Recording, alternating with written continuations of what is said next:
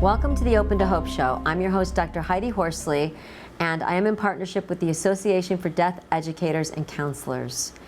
And I'm here today to talk about making meaning after loss. And I have three people with me that know a lot about this. They're all therapists, they're all in the grief and loss world, and we are going to be talking to them today about how people make meaning after loss. And the first person I want to talk about is the one that inspired me to do a show on this. Her name is Dr. Wendy Lichtenthal, and Wendy is actually involved in a federally funded research study looking at how families make meaning after loss. Wendy is a psychologist, the director of the Center for the Advancement of Bereavement Care at the Sylvester Comprehensive Cancer Center. She is associate professor pending rank at the University of Miami Miller School of Medicine. She has been at Memorial Sloan Kettering Cancer Center since 2005 here in New York City, where she was founding director of the Bereavement Clinic. And she now serves as consultant faculty, and as I said, does her research on grief and loss, which we will be talking about on this show. Next to her is Heather Stang. Heather has been on a podcast before, so you can go to Open to Hope and look at podcasts and cable shows she's been on. Wendy has also been on a podcast. Heather is the author of Mindfulness and Grief and the Guided Journal from Grief to Peace. Heather hosts the Mindfulness and Grief podcast and offers mindfulness-based grief support online through her organization, the Mindfulness Grief Institute. She also facilitates an online support program that includes meditation, grief yoga, and journaling. And next to her is Gina Moffa. And Gina, this is her first time on the show. We are very excited to have her here because she has just written a new book, which you need to get. It's called Moving On Doesn't Mean Letting Go. And Gina is a licensed psychotherapist, mental health counselor, and media consultant in New York City. She has been in practice for nearly 2 decades and has helped hundreds of people seeking treatment for trauma and grief. So welcome to the show, everyone. Thank you. Thank you. Thank you so much, Heidi. So I want to start with this question for all of you. And we'll start with Wendy with the answer, but what does it mean to make meaning? You know, people hear this word meaning, and I hear a lot of people that are grieving say, I don't even know what that means. Yeah. So what does it mean? It's complicated because it means different things. So we can think of meaning as how we define something, the meaning of a word. We can think of the meaning of how did something happen, that why, like why did this loss happen? Why did I get this diagnosis of an illness, right? That kind of why. Why did this happen? I want to have an attribution for this. And then there's meaning in life, a sense of meaning, which is more existential, like why am I here? What is my life about? And then there's this other level of meaning, which is the significance. So sometimes we can't know why something happens from the, A caused B attribution level, but we can think about because this happened, other things around me happened, and it carries significance in that way. So it's a muddy concept, but all of those things are impacted by loss, our meaning in our lives, and the meaning we make of the loss itself, and the way we find significance, which I think is represented right before me in these books, and in your show, right? Which is kind of taking one's own pain and figuring out, what am I going to do with this? It can't be for nothing. So I think all of that comes under the heading of meaning. I love this. And you know, my mantra has always been make your mess your mission. And I feel like when my brother and cousin died suddenly in a car accident at 17 years old, it took me a while. It took me several years to figure out why I was here and what meaning my life was going to take after this and how I was going to make meaning out of it. It is an existential journey for sure. Absolutely. I think that's an important point before we even get into discussion, which is this doesn't just happen. You don't have like, you have this loss and then you have an epiphany. No, it is a mess. It is hard. It can be work, and it can happen. Well, I think that you really summarized in a very deep way what what meaning means. So I'm not even going to ask Heather and Gina that question because you have so covered it, because it's what you do in your research. And it's what you're looking at with families. How do they make meaning, and how can you help them make meaning? So I am going to switch gears here and start with Heather and ask, Heather, how do you work with people and to help them find meaning? So I approach it very slowly and stealthily, because I agree with what Wendy said. It's not something that happens quickly, and there are some pop grief books out there that I've heard clients be like, I have to find meaning, and they're only a month or 2 or 6 months or a year out, and it's like, this is a process that unfolds. The way I work with people, and I feel like this is very low-hanging fruit for us meditation teachers, is by teaching people how to work with their mind and body to connect more deeply with themselves. And so I think for my clients in particular, because of the nature of our work, a lot of them, part of their meaning making is, yeah, I hate that this happened to me. I did not want, like, it's really important that we say meaning making is not about like being grateful that it happened at all. But this happened, and I've learned that when I feel overpowering anxiety, I now have 3, 5, 7 different tools I can use to tend to what hurts in a compassionate way. Or I've learned how to experience compassion for other people who are grieving, and I've made some new friends, or I've learned how to journal. You know, so for me specifically, and there is some research that's been done on mindfulness as a gateway to meaning. So I feel very grateful that I have those tools, and that's a lot of what I do with my clients. The meditation, the yoga, the journaling, it all works together to help people have a stronger sense of themselves and a deeper connection with their loved ones, if that's what they need. And then things will pop up in conversations that I won't have even expected. I'm sure you see that, where you know, someone in your study or someone in your practice or whatever shows up and they're like, I had this experience, and you're like, I could have never made that up, because it's so personal and beautiful. And so, Gina, what are your thoughts on how do you work with people and to help them find meaning after a loss? Well, following what Heather said, which was beautiful, and a lot of it is following their lead. A lot of it is slow and steady. But I also work with young people who, if I say, you know, this is something you can find over time, that doesn't always fly. You know, we're in this very fast-paced society right now, and people, you know, that are younger are on that 7-second reel kind of attention span. But I think it's also important that when people come in, I have clients that are like, I'm supposed to find meaning, a lot like what you were saying. And I think there's such pressure to find meaning that it feels important to say that you have permission not to find meaning. I like this. And you have permission to be angry and to feel whatever you feel for as long as you do. And I don't want the mission of the grief experience to be about meaning. And I know that's a different thing, very different. But I think that it can come to us in different ways, sometimes sneakily, you know, without us wondering. And so I think if we could take the pressure off sometimes with certain people, especially in my work, I think they would come to it naturally, depending on a very unique experience, you know. I like this because sometimes I go to a lot of grief conferences and I speak at a lot of them, as I know you all do. And sometimes in the audience, when I'm at Compassionate Friends or Bereaved Parents USA, people hear what I've done with my life to make meaning, and they feel bad. They're like, I'm not there. Like I am nowhere near where you are.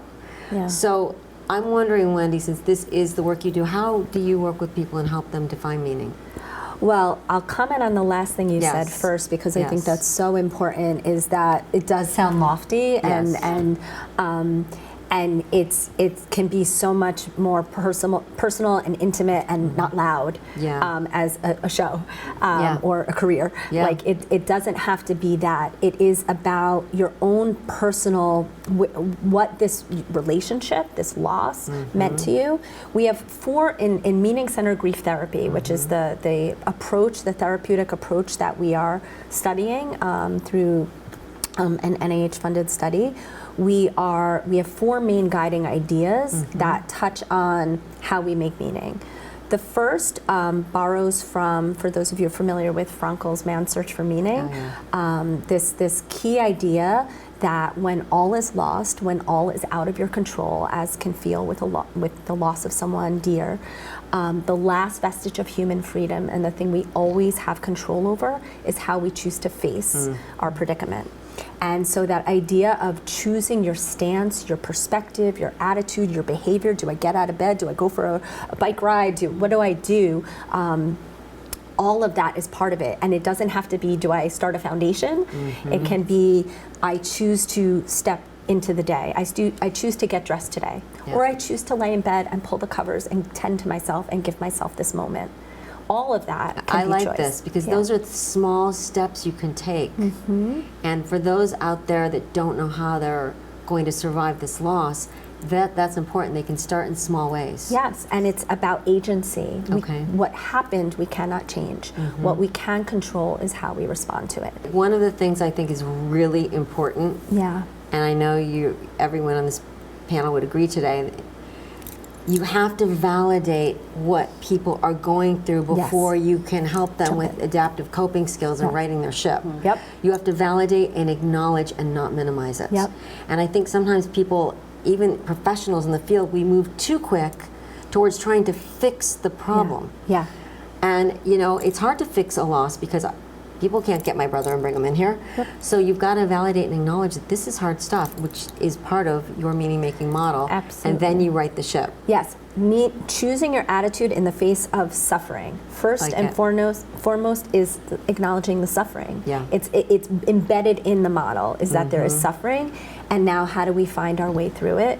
And this notion that when you have a why, it helps you. It's your fuel, Yeah. right? It helps you move to the next moment. Is what we're really trying to access and tap into. And a lot of people do this naturally. The therapy is scaffolding when that's harder to do for a variety of reasons. And I'll say for our study, we don't enroll anyone until they're at least 6 months out, That's good. right? So for all the reasons we're talking Yes. about is all that happens in that immediate wake.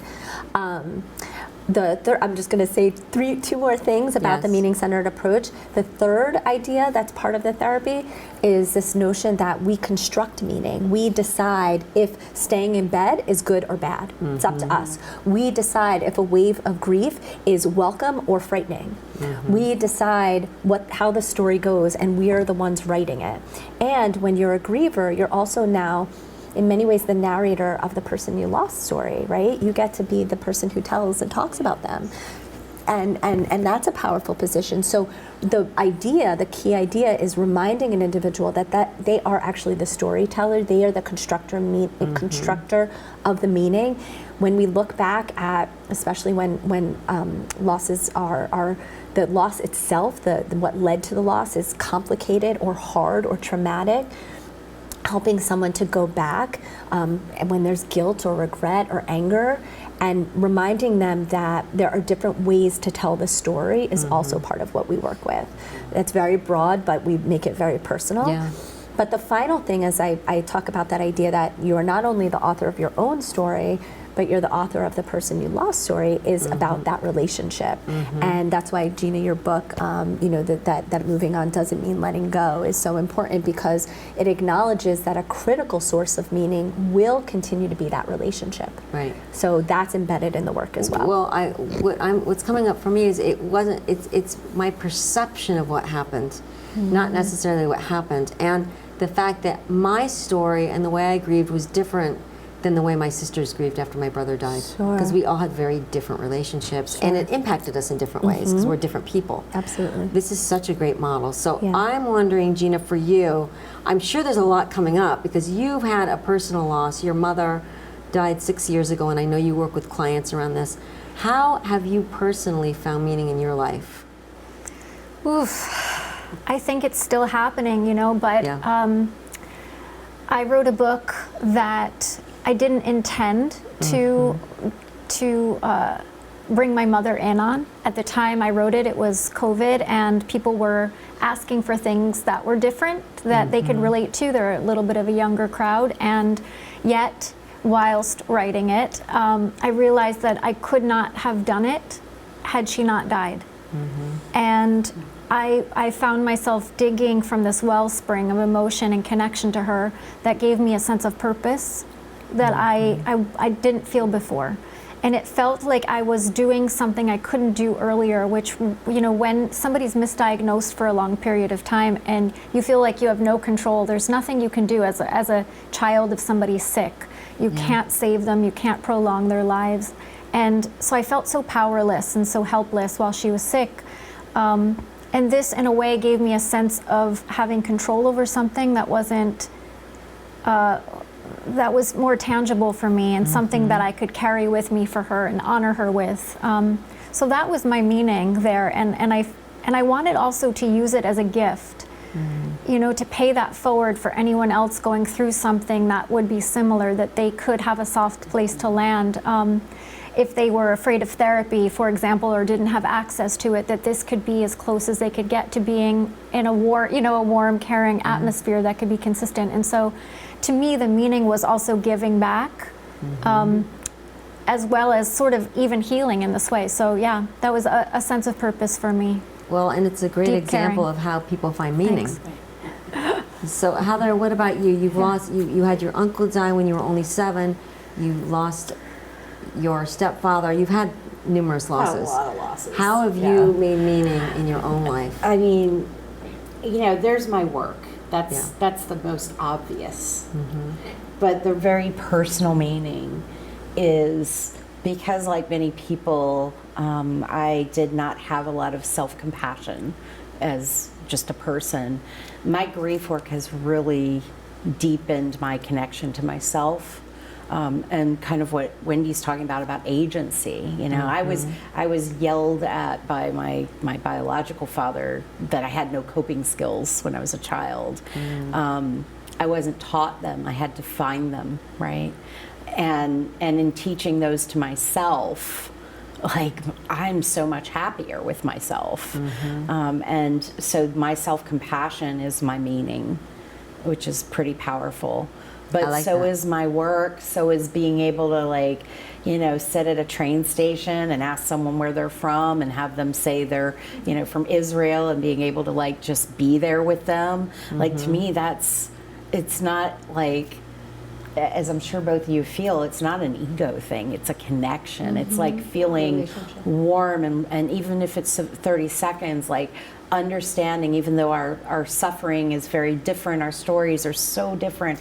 I just love being able to be like, yeah, this being human's really hard, and we're doing our best. Well, and I love the self-compassion. Yeah. Because I feel like we're often very compassionate with others, but we're very critical and hard on ourselves.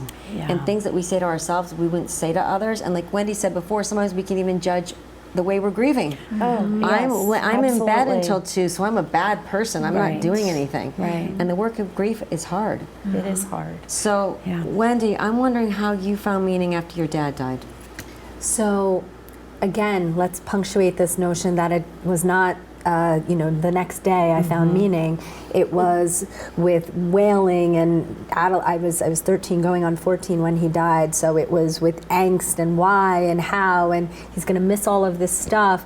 And this really stinks. And why are there not more things to do about this? And I want to do something about this because it stinks. Yeah. I mean, it really, so as I was, I guess, forming my identity, it was coming with me, like, I got to do something about this. I don't like this. And so it became a focal point from that point forward. But the journey to now, over 30 years later, was long. And so I think that's important. But what it did become for me is I have to do something about this. And I will say that, so I started, my career focusing on, as a psychologist, what we can do for those who are grieving. But along the way, as I've had more losses, whenever I do, I still am making meaning. I'm going like, what's happening here for me right now? Think about it. What are you doing? What's helpful? What's not? I'm always using that same kind of process because I want it to have meaning, and I want it, and I believe in that. So this therapeutic approach it really comes from what I think we all do. That's something that I'm constantly doing, is saying, how can, when I see someone suffering, when I'm touching down on my own suffering, I'm trying to figure out what gets me through, and I think that's what all of us do. And then the meaning making for me, like all of us here, is now how do I help someone else with this? What am I learning from this? And because I do research, I'm like, well, maybe it doesn't work for everyone, so let's test it. Right. So let's make sure that it, for more people than not, because of course not everything resonates with everyone, but for more people than not, is this worth training people in? And our hope is, and what we're seeing so far, is that this approach has that kind of promise. I love this. And you know, it's interesting because, like you said, reaching out and helping others helps us. Yeah. And I always say early on, if you feel like you don't have the energy to reach out to others, allow people to help you, because allowing people to help you helps them. Right. So you're giving back when you allow people to help you. Yes, in receiving we are giving. Yes. Exactly. Yep. So I'm wondering, what is the first step you can take? I'm going to ask Wendy and then move down the line. The first step you could take in finding meaning. If someone's out there saying, I don't know what I'm going to do, I don't know how to find meaning, I'm in bed right now, Yeah. I'm struggling. Yeah. So I will say that getting it out from here, out there is important. But how people do that differs, right? So talking to someone is one way, but we all know that not everyone knows how to respond to grievers in the way that they need. We want to do something about this. I certainly feel on a mission to do something about this, to improve grief literacy and help our professionals be even more grief informed, because professionals also can use supports and training. That said, if you can't, writing is another way. Or if not writing, and you're like, I'm not a writer and I don't have people who will respond to me in the way I need them to, talk to yourself, do a voice memo. But the point is that sometimes we need a little distance from what's swirling around inside, and to hear what lights us up, or to see someone's reaction in what is where we're getting energized and fueled and activated. That could be through anger, of course, right? Anger is an activating emotion that says, I need to do something about this. Well, it's the reason that Candy Lightner started MAD, Mothers Against Drunk Driving. Yep. Her daughter died. Yep. We've had her on a show, and then she got into action because she was so angry. Yes, so anger activate. So all this to say is that there is, there are lots of thoughts going on for people and trying to find their way. It is not an instantaneous journey, but listen to what is bringing, kind of getting your juices flowing a little bit more, where you feel more activated, where you feel like there is a purpose, there's something that resonates with you, and take one tiny step toward it. Tiny. I like this. Look up something, write it down, anything toward it. Just a step, and it takes so much courage to do it, but just a step toward it, and then you could put it away and revisit when you're ready again. Yeah. So Heather, what would be a step that someone would take to finding meaning? Pretty much a lot of what I do is grounded in an 8-step system or framework that I call the mindfulness and grief system. And meaning is actually towards the end. The first step is taking care of your body, those real basic human needs, and then working through some self-compassion, but kind of learning along the way how to be with yourself.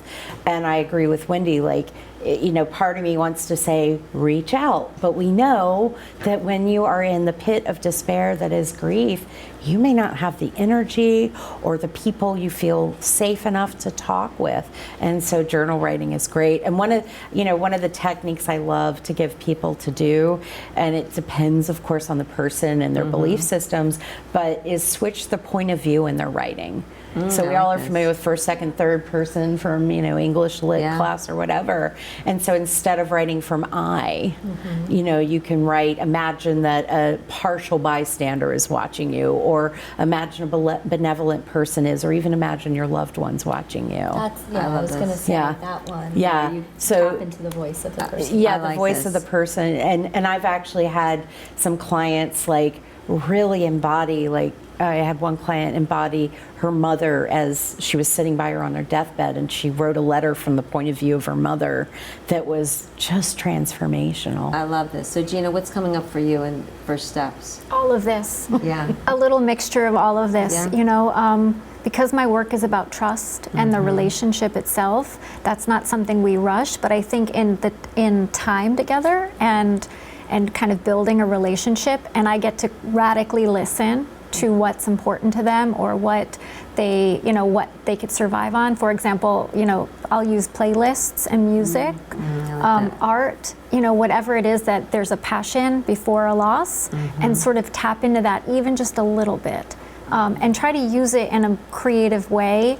If they are, I have somebody who's a DJ. Okay, this is great. How do we utilize that? Well, I don't have the energy to do the work. Okay, what if we just made 3 songs? And what if you made 3 songs to each thing you were feeling a day?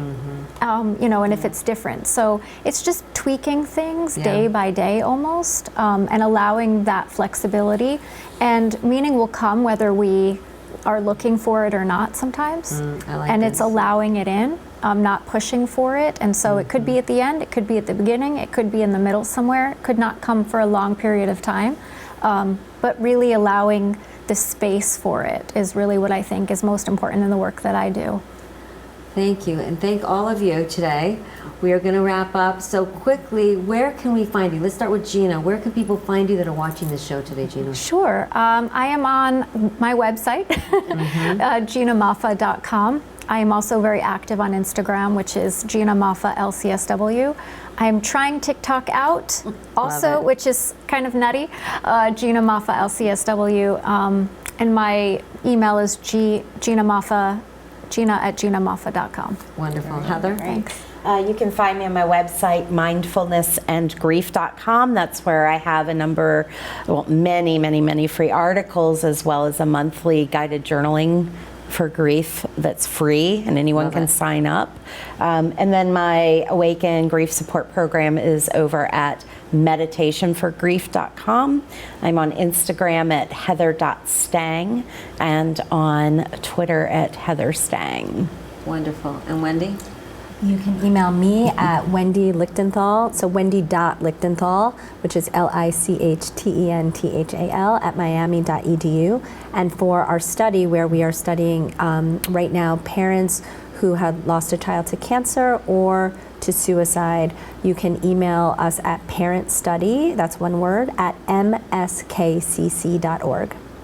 Wonderful. Well, thank you so much for being on the show today. And I want to say to anyone listening that has had the death of a child from cancer or that has died by suicide, please reach out to Wendy. This is groundbreaking research. She is one of the premier people in the world studying meaning making. So please reach out to her and be part of this, because it will change lives in profound ways. So thank all of you for being on today. And please go to opentohope.com to see more shows like this. And we always say, if you've lost hope, please lean on ours until you find your own, and God bless.